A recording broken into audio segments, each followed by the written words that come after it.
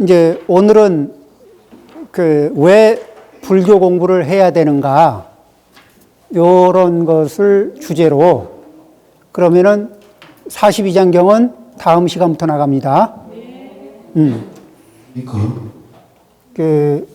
이제 불교 공부를 왜 해야 되느냐, 그러면은 우리가 이런 얘기를 들어본 적이 있나요? 인생은 고해다. 괴로움의 바다다. 이런 말은 들어본 적 있죠? 자, 그러면 이제 인생이 어떻게 고해인가 한번 볼까요? 자, 뭐 말 들어보니까 이래요. 내가 사랑하던 사람하고 막 헤어지려면 괴롭죠? 괴롭죠. 배고프면 괴롭죠. 송곳에 찔리면 괴롭죠. 그거는 또 원한 있는 사람하고 만나면 괴롭죠. 그거는 어쩔 수가 없어요. 왜냐면은 이미 상황이 그래서 만나면 그 상황을 맞이하잖아요. 그건 다 괴로워요. 그거 괴로움을 아는 데는 지혜가 필요 없어. 배고픈 거 괴로운 거는 지혜가 없어도 알아요. 그러죠?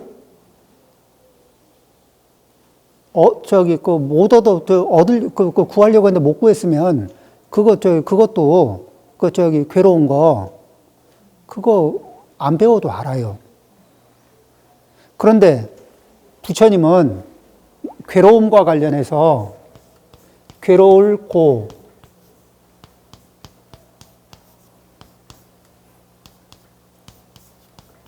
고제 이래가지고 이 진리거든. 고의 진리 이렇게 얘기해요.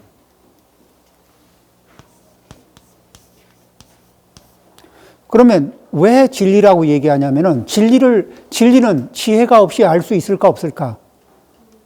지혜가 없으면 그 진리는 알아보기가 어려워요. 자, 그러면은 괴로움이 진리가 되는 괴로움을 알아보는 지혜. 이것과 관련한 얘기를 한번 해보겠습니다. 자, 우리가 이런 거 있죠. 구부 듣고,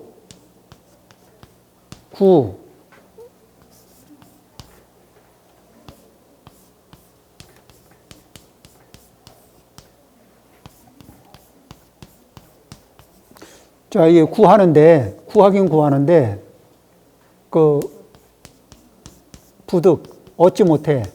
그래서 생기는 고통. 그러면은 여기에서 이걸 왜 띄었느냐? 어떠냐면은 이런 거예요. 구해, 얻어, 구하고, 얻어, 구하고, 얻어, 구하고, 얻어, 구하고, 얻어. 그러죠? 그러면서 구하는 수치가 올라가요, 안 올라가? 점점 올라가죠. 그러다 어느 순간에 구해도 얻을 수 있어요, 없어요? 욕망은 커졌고, 자, 2단계를 밟으면서 욕망을 키웠어요, 안 키웠어요? 키웠죠.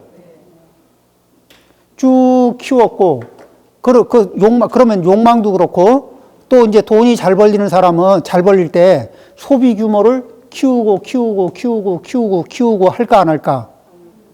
하죠. 근데 그러다가 수입이 줄어들면 소비 규모를 줄이고 돼요?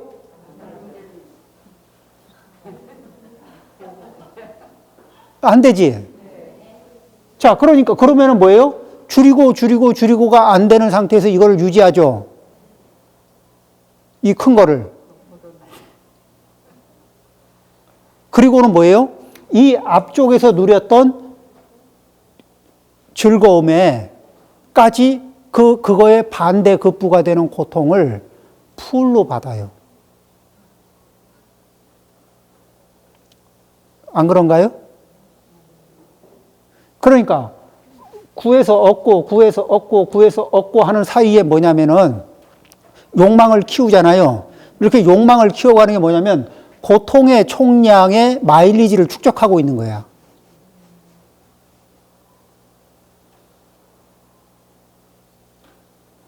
그런가 안 그런가 한번 지나온 인생을 놓고 한번 돌이켜 보세요.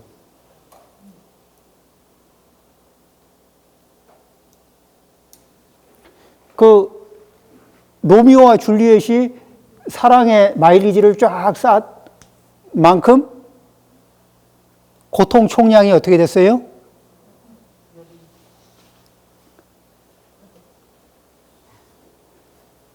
그러니까 매 순간순간에 마일리지가 쌓이는데 그때 알아봐요? 못 알아봐? 못 알아보죠?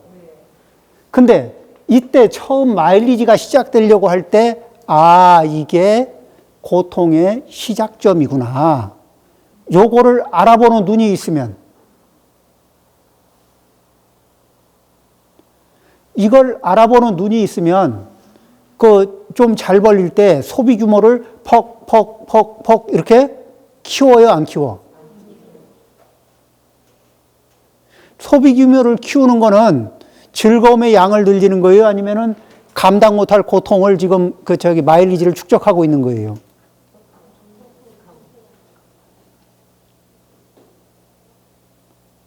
그런 게 있죠. 자, 우리가 절에서 많이 배운 말이 있어. 이런 말을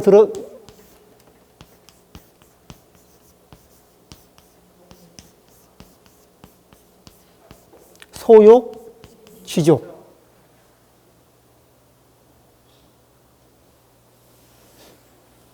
소욕, 지족은 뭘까? 욕망은 팽창하려고 해요, 안 해요? 근데 팽창하려는 욕망의 사이즈를 줄이는 거야. 팽창하려고 하는 욕망의 사이즈를 팽창하지 않도록 조절하고, 그 다음에 만족점을 찍어서 만족점이 도망가지 않게 잘 관리하는 거예요.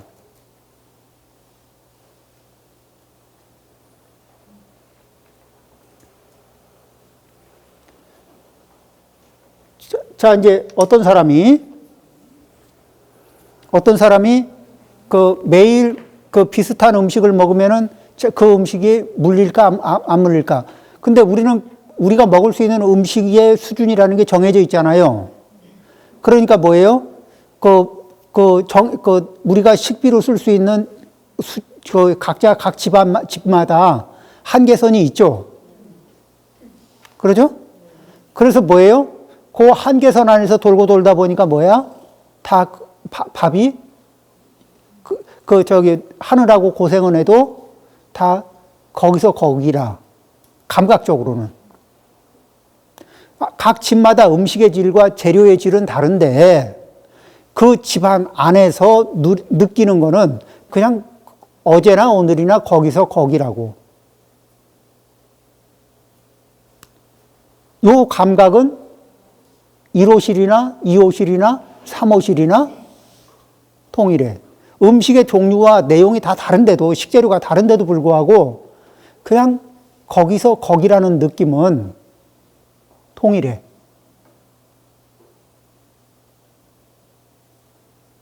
그죠? 그러니까 자, 이제 여기에서 음식을 매일 먹고 이렇게 그냥 어떻게 먹으면서 뭐라 그래요? 집밥이 그렇지, 그냥 먹는 거지, 얼마나 좋겠어, 이러면서 그냥 먹는 거거든. 그래도 또 이제 맛있다고 얘기하면서 먹긴 먹는데 그냥 감각적으로는 평범해요.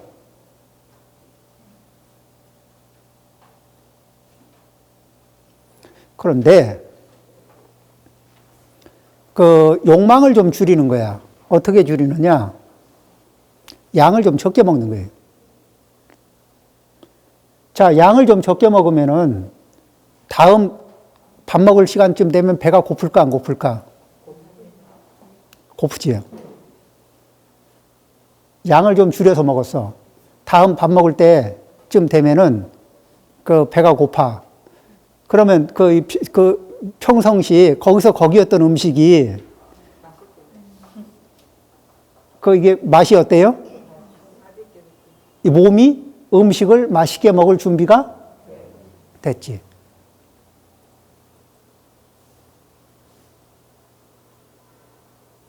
그렇죠?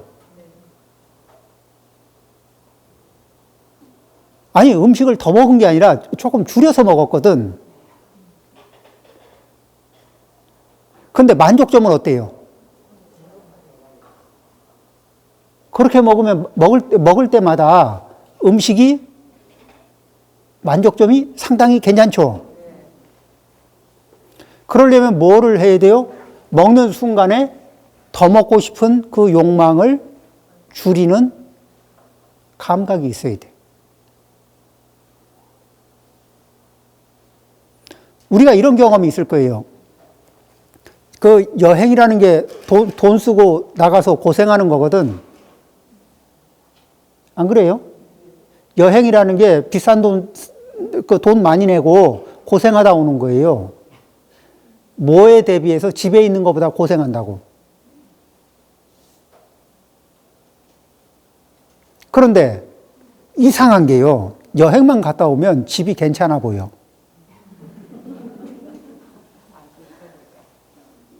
그렇죠? 아니, 그 전까지는 집에 있으면 지루해 죽겠고, 그냥 맨날 그게 그거고, 그렇죠?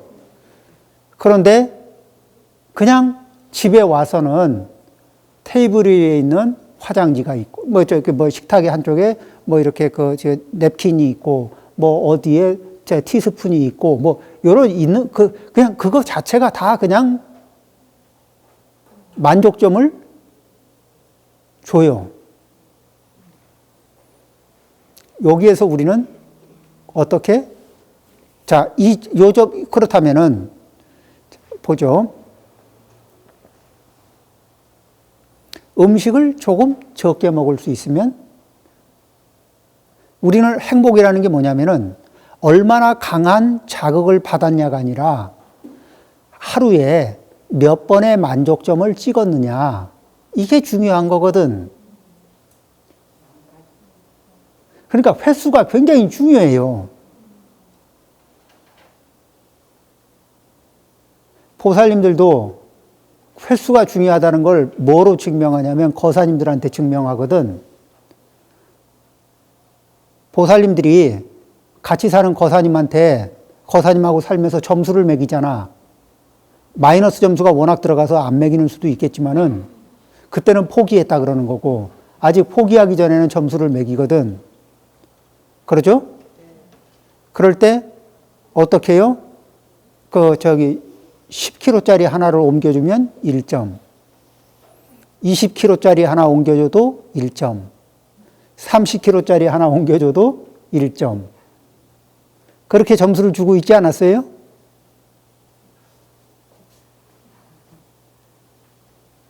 그리고 감정이 상해서 마이너스 점수를 줄 때는 상황에서 요 각도에서 마이너스 1점, 이 각도에서 마이너스 1점, 요 각도에서 마이너스 1점.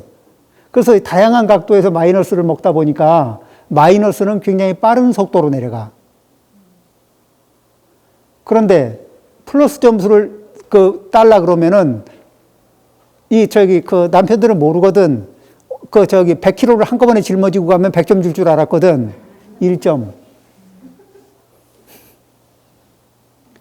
그래서 덩치 큰 액션을 취한다고. 보살님들은 뭐냐? 이 점수의 피해자들이에요. 왜 그런지 알아요? 이렇게 점수를 매겨서 결국은 뭐예요? 플러스 점수가 많아요? 마이너스 점수가 많아요? 마이너스 점수가 많죠. 그럼 마이너스 점수를 잔뜩 먹은 남편을 바라보면 기뻐요? 짜증나요? 누구 인생이 짜증나요? 그리고 그 점수를 언젠가는 보상받으리라고 생각하면서 딱 쥐고 있거든. 그리고 이 점수를 회복할 기미를 안 보이면 내가 친절할 이유가 있어요, 없어요? 별로 친절할 이유가 없으니까 친절 안 하지. 그 사이에 이게 생활은 어떻게 돼요? 남편의 결혼 생활만 망가지고 있나?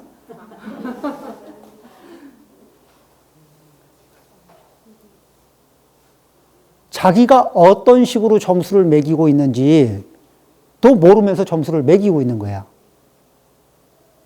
근데 점수는 제가 말한 대로 그런 식으로 매기죠. 깔 때는 그런 식으로 까죠. 거기서 플러스 점수, 마이너스를 극복하고 플러스로 갈 수 있는 가능성은 내려가는 거는 쉬운데 올라가는 건 엄청 어려워요.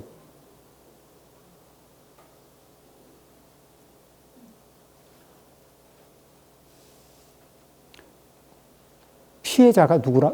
1차 피해자가 누구예요? 당사자들이, 특히 보살님들이. 왜냐면 거사님들은 그런 계산 안 하거든. 그런 계산서가 없어요. 그런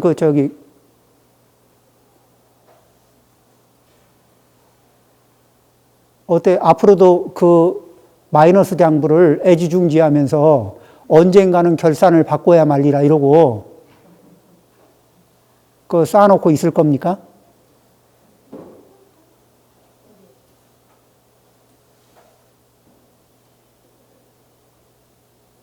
그것만 그 장부만 들여다보면 우울증이 와요.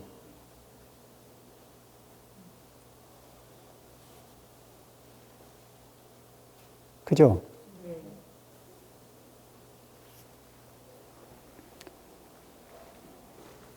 자, 어때요?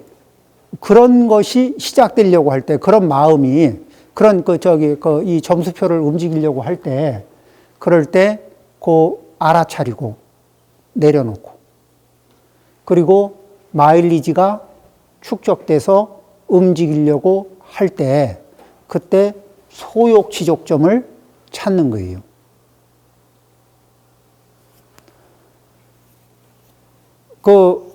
내가 사는 집 방안이 별거 아닌 것 같잖아요. 그냥 이렇게 그러면은 우리 목욕탕에도 가지만은 대개가 뭐예요? 집에서 샤워도 하고 목욕탕에서도 마찬가지야. 어떻게? 그냥 따뜻한 물로 잘 씻고 그리고 무리하지 않게 감기 걸리지 않는 선에서 온도를 좀 낮춰가지고 찬물 좀 뒤집어 쓰고 있다 나오잖아요. 그러면 그냥 따뜻한 공간 안으로 들어오는 순간에 배가 고플 때 밥을 먹으면 만족도가 확 올라오는 것처럼 몸에 이게 찬물을 막 뒤집어 쓰다가 온화한 데로 싹 들어오게 되면 느껴지는 그쵸?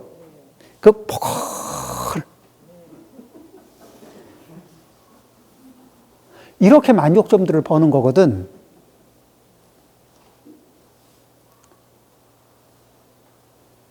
근데 그 만족점을 버는데 방법이 뭐예요? 욕망을 더 채우고 더 올려서 얻는 거예요? 아니면 현재 상태를 조금 낮췄다가 현재 상태로 복귀하면서 만족점이 생기는 건가? 현재 상태를 살짝 낮췄다가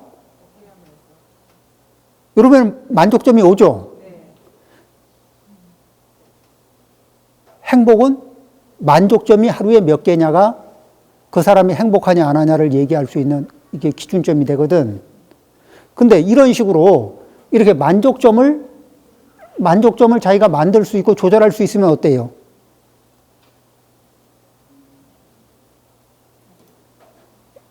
안 그러고 도저히 만족점을 계속 높이기 위해서 감당할 수 없는 좌절 앞에 감당할 수 없는 욕망 앞에서 무릎 꿇고 좌절하는 인생을 살 거냐.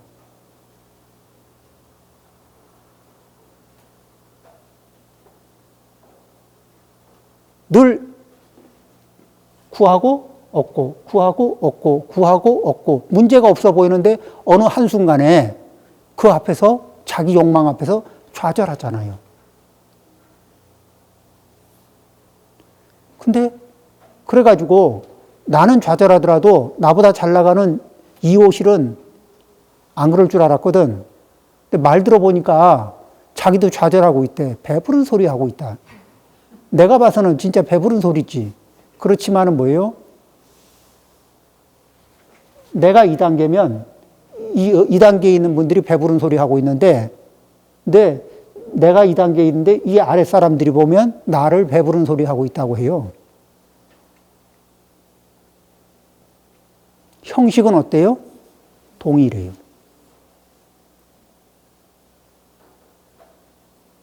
그러니까 층수를 올린다고 형식에서 벗어날 수 있다? 없다? 우리는 층수만 올리면은 잠시 벗어난 듯 싶은데 익숙해지면 형식이 동일하지 않아요? 23평에 살 때 문제가 있었던 거에서 25평, 30평으로 늘리고 나면 잠시 문제가 해소된 것 같다가도 그 평수에 익숙해지고 나면 기존에 가지고 있던 문제는 그대로 나타나요? 안 나타나요? 평수가 커졌다고 문제가 해결된 거 아니죠?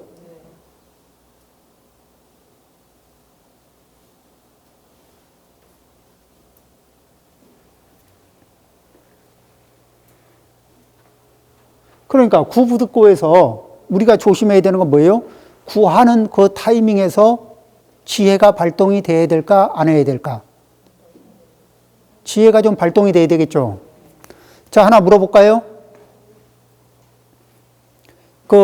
이게 사실은 사느라고 빠듯해서 누구를 좀 돕고 누구한테 이렇게 선행을 하고 뭐 부모님이나 형제나 뭐 이렇게 어려운 사람들을 좀 돌보는 문제도 사실은 그렇게 여유롭지는 않거든. 그렇죠? 사느라고 빠듯해서. 그럼 이렇게 물어볼게요. 옷이나 아니면 쇼핑 목록에서 썼던 거, 필요해서 썼던 거는 빼고 한 번도 안 쓰거나 안 입거나 했던 거 있잖아요. 괜히 샀다 싶은 것들. 이것들의 액수만 모으면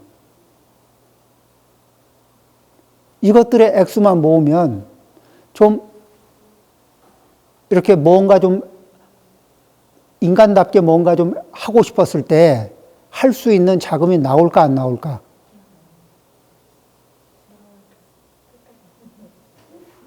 그러니까 필요해서 쓰는 물건은 말고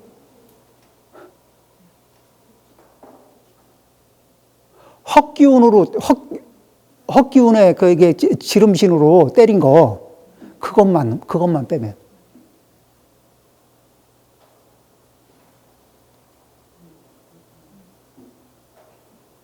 여유가 없었던 거예요? 지혜를 안 썼던 건가?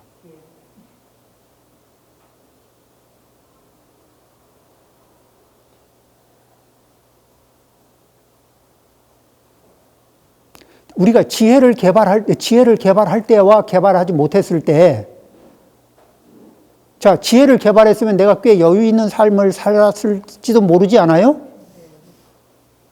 그렇죠? 지혜가 없는 상태에서는 지금보다 수입이 더 늘어도 빠듯해지는 거에는 변함이 없죠. 왜냐하면 늘어난 만큼 안에서 또 빠듯하게 또 짜 들어갈 테니까.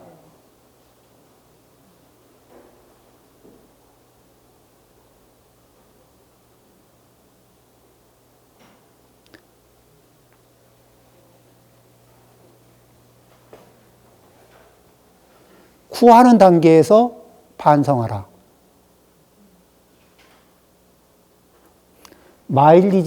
고통의 마일리지가 축적되고 있다. 그러면은 어떻게 하느냐? 평상시 자기 역량의 한 50%, 60% 정도를 가지고 생활을 유지하는 거예요. 그럼 나머지는 뭐예요? 그게 나를 위해서 쓰는 게 아니고 이 인간다움을 위해서 쓰는 거예요. 물론 저축도 하는 거고, 그 다음에 사람 노릇하는데, 그러려면은 자기의 그 역량으로 얻는 거에 50%, 60%로 다 만족할 줄 아는 소욕지족점을 찍는 감각이 있으면은, 그걸 연습을 좀 하죠. 그러면 외형적으로 남보다 더 화려할 수는 없어요. 근데 행복이라는 거는 화려하다고 해서 행복점이 높아지나요? 아니면 만족점 찍는 지혜를, 그 방법을 자꾸 개발하면 할수록 행복이 늘어나지. 굉장히 쉽잖아요. 왜, 무료하고 힘들어. 그러면 어떻게 해요? 가서, 찬물 좀 팍 뒤집어 쓰다 나오면은 확 바뀌어요, 분위기. 그렇죠. 그 다음 뭐예요? 운동도 어때요? 시작할 때는 버거운데 마칠 때쯤에 만족점이 아주 크게 올라요. 그런데 반복해서 운동을 하잖아요? 그러면은 시작할 때 힘들지 않아. 제가 하루에 절을 한 30분씩 하거든요. 절을 30분 하는 게 꾸준하게 하는 게 간단하진 않아요. 근데 처음에는 할까 말까 한 날도 좀 덜어 있었거든. 근데 지금은 그냥 인과의 이 절을 하면서 어떤 게 있냐면 제가 올해 60이거든. 좀 올드해 보이죠?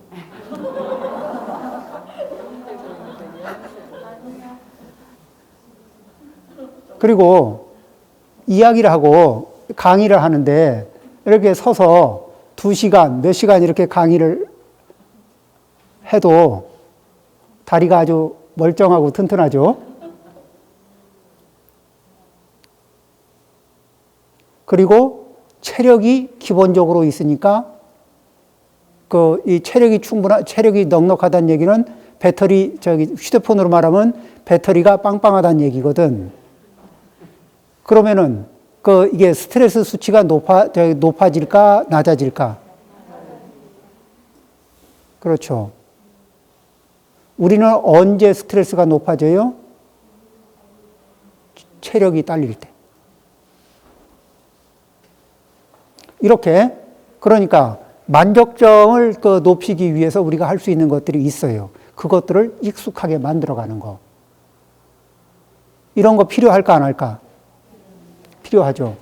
자, 구부 듣고. 그러니까 우리는 구에서 얻으면 이익이라고 생각했는데 해보니까 거기에 함정이 있더라. 누가 얘기했어요? 부처님이. 자, 그러면은 원증회고 한번 볼까요?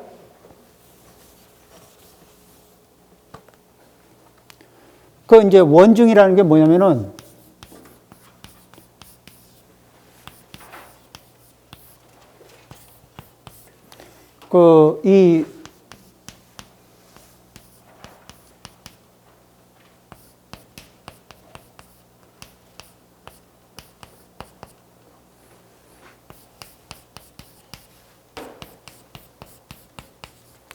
이 원증이라는 게 뭐냐면은 요걸 띄었죠.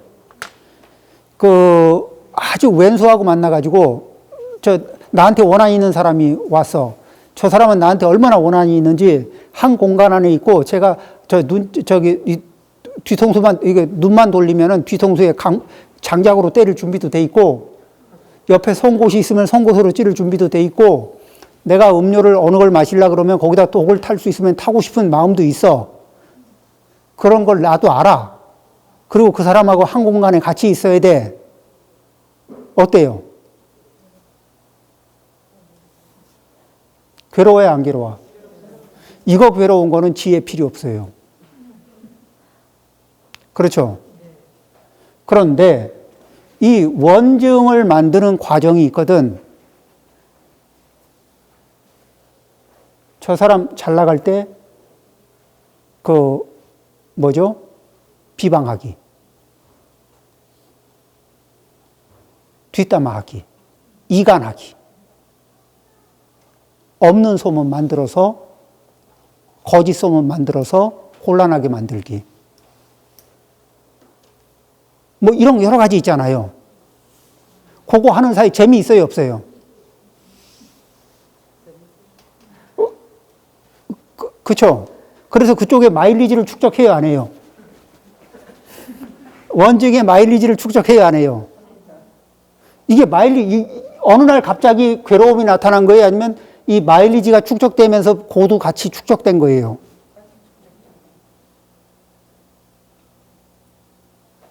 그 원중의 이렇게 행위들이 그냥 고통을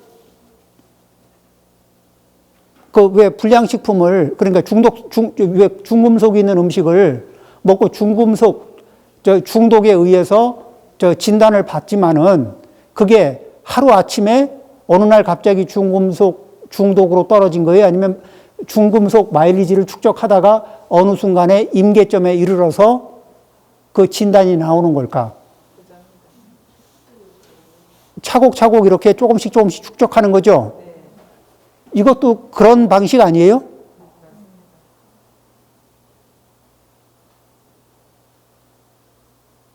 그런데 아직 가시적인 고통이 우리 삶에 등장하기 전까지는 그거를 우리 중생들은 뭐라고 봐요? 재미있다고 하는 거예요.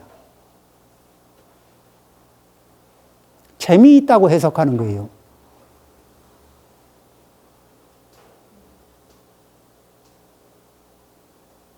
그렇죠?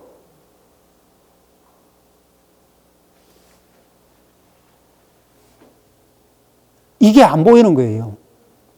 자, 그러니까 여기서 마일리지를 축적하면서 이게 안 보이거든. 그러니까 전부 다 뭐예요? 재밌는 것만 보는 근시안인 거야.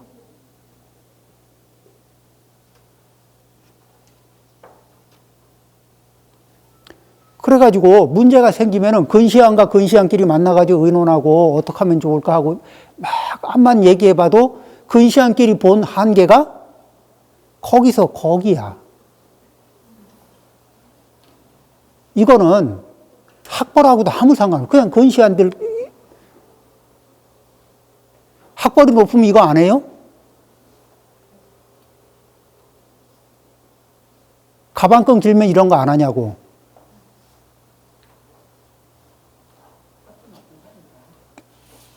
그 가방끈하고 아무 상관없이 이거 걸려들죠?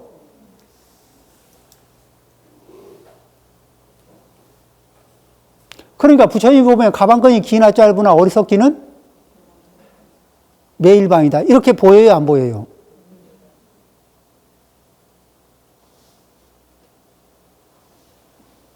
학력이 어리석음을 지우지 못한다. 이렇게 되는 거예요.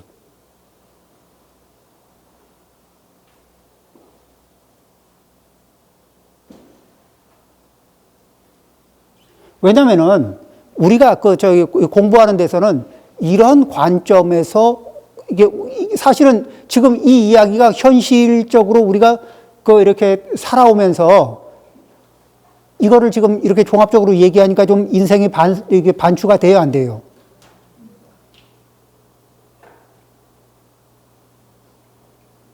많은 게 느껴지죠?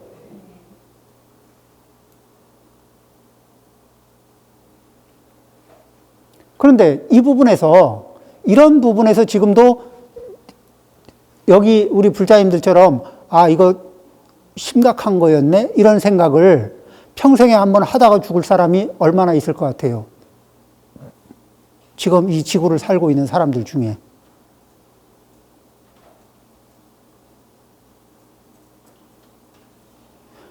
거만심이 문제라는, 이게 거만심을 이렇게 달고 나온 거 있잖아요.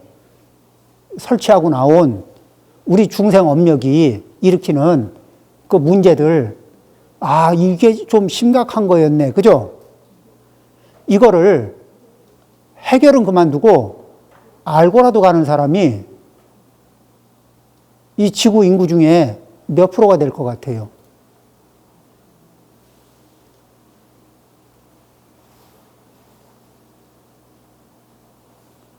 생각해보니까 그 얘기 들을 때 보면 가슴이 좀 뜨끔하지 않았어요?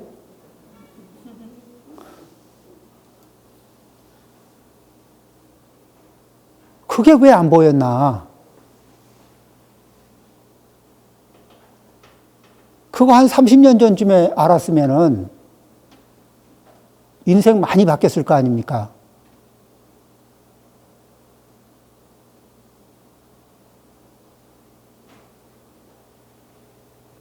그렇죠?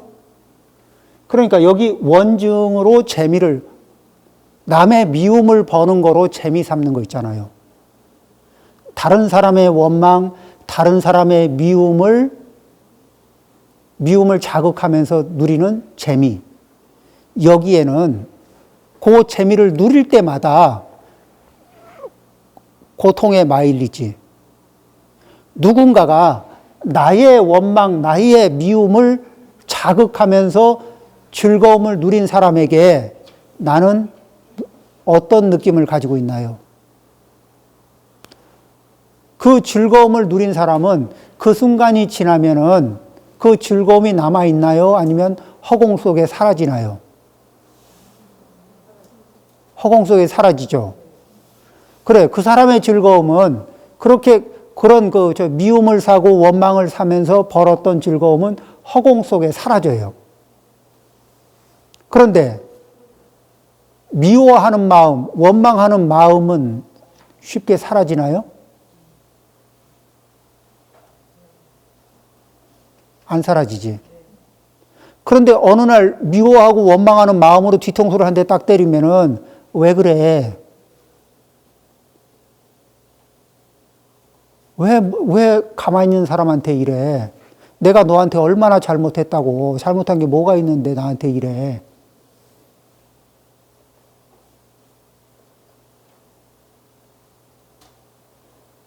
그 순간에 즐기고 그 순간에 사라져버린 그 즐거움이 사라졌을 때 자기는 그 일과 무관하게 느끼는 거예요.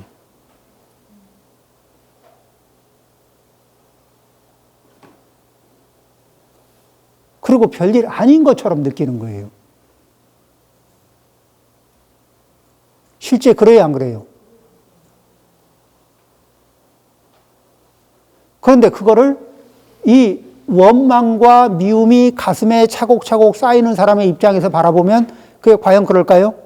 그렇게 웃고 털고 잊어버려도 되는 일인가요?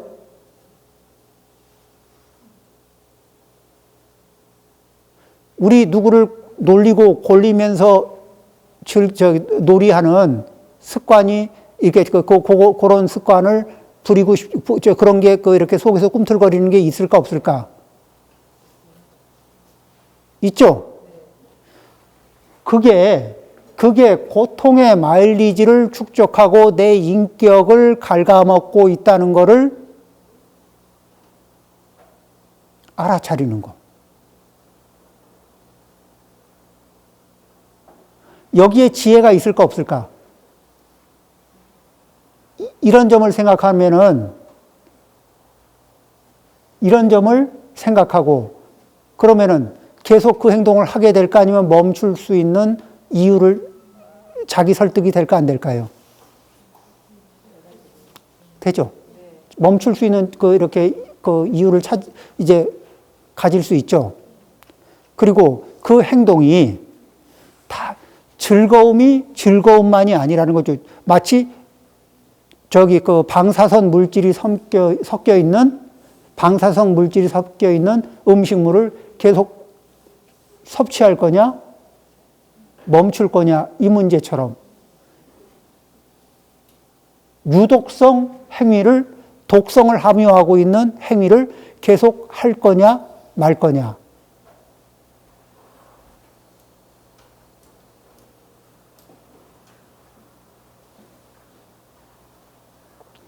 우리 누구한테 인정받고 싶은 마음 없는 사람 있어요? 긍정적으로 인정받고 싶은 사람, 인정받고 싶은 마음 없는 사람. 난 평생에 그런 마음 없다고. 그런데 다른 사람의 원망과 증오를 자극하는 것을 재미삼는 사람이 긍정적으로 평가를 받을 수 있는 가능성이 높아질까, 낮아질까? 부부 사이에서 대화하고 부부 사이에서 상대를 바라볼 때 바라보는 관점이, 자극하는 관점이 어디인가?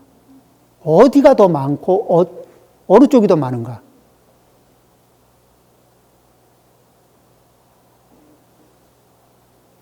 중생 업력이 그런데 그 중생 업력이 그렇긴 한데 이 업력을 그대로 방치할 건가 수정 보완할 건가?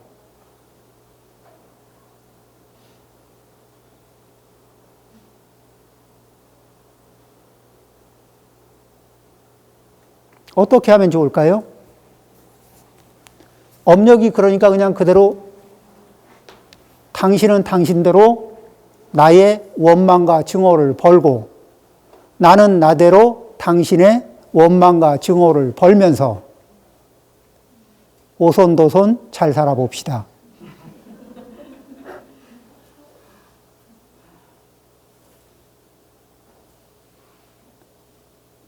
증사작반. 쌀을 삶아서 쌀을 쪄서 밥을 짓겠다는 거예요.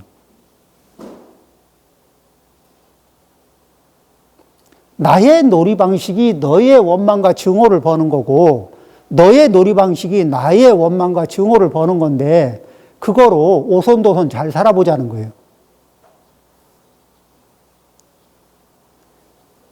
그거로 오손도손 잘 살 수 있는 재료가 되냐고요.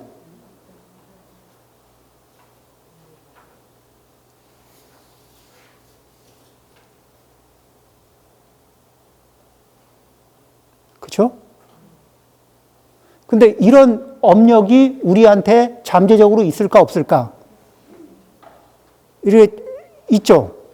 그럼 이 업력이 근질근질 하면은 행동을 해야 될까 아니면 이 업력이 가라앉도록 이 아토피처럼 이렇게 간질간질거리고 있을 때 계속 긁어줘야 될까?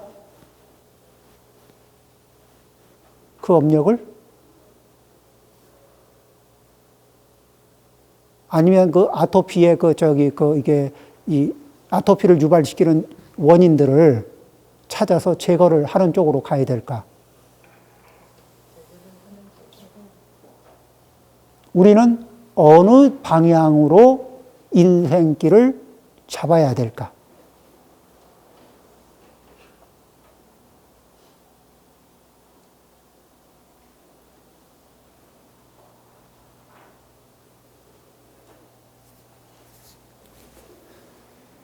흔하게 듣던 구부듣고 흔하게 듣던 원증해고 그런데 부처님이 일러주시려고 하는 그 포인트에서 바라보니까 우리는 즐거움이 아닌 자리에서 즐거움이라고 느끼고 있고 그것이 고통을 축적하고 있는 것인데도 불구하고 그걸 즐거움이라고 착각하고 있죠.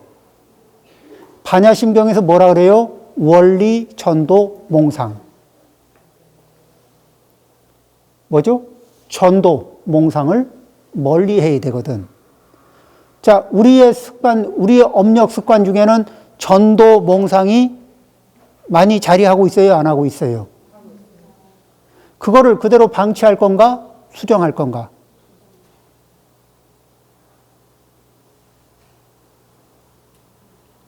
이게 하나 수정될 때마다 내 인생이 업그레이드가 될 거 아닙니까? 그렇죠. 그리고 하나하나 수정하는 그 과정을 뭐라 그래요? 수행. 왜 수행을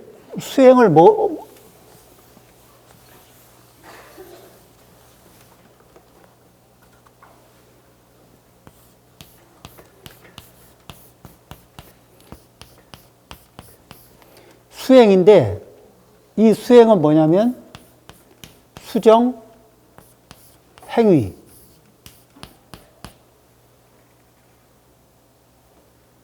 나의 현재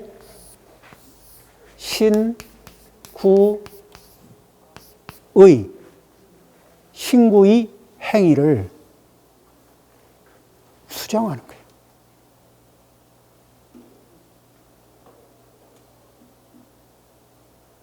그러니까 수행이 누구 좋으라고 하는 거예요? 부처님 좋으라고?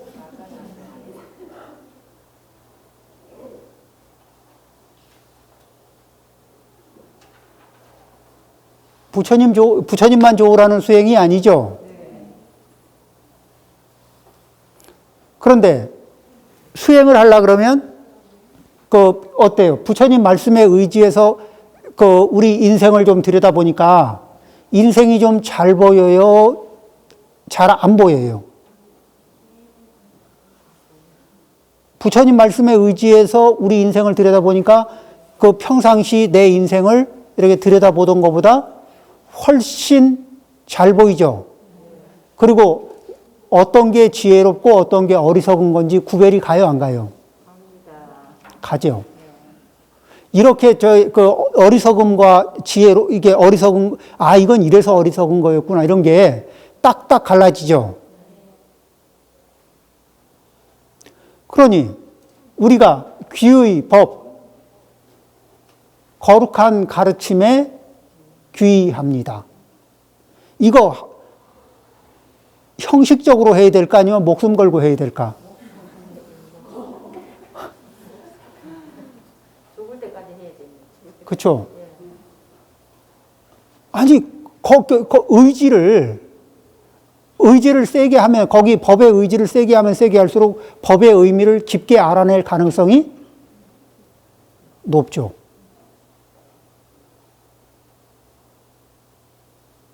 법에 적당히 의지하는 듯 마는 듯 이러면은 법이 진심을 드러낼까?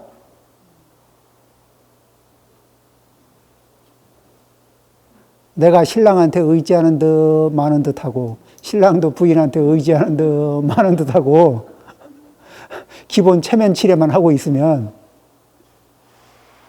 인생의 이 속내를 인생의 의지가 되어줄까?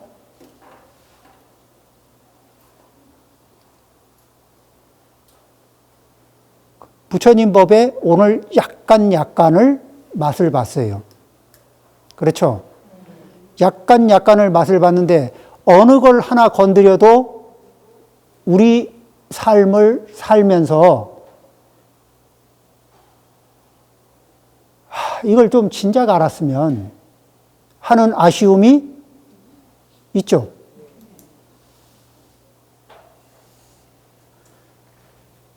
이런 내용을 일주일에 한 번 올 한 해 같이 공부하게 될 겁니다.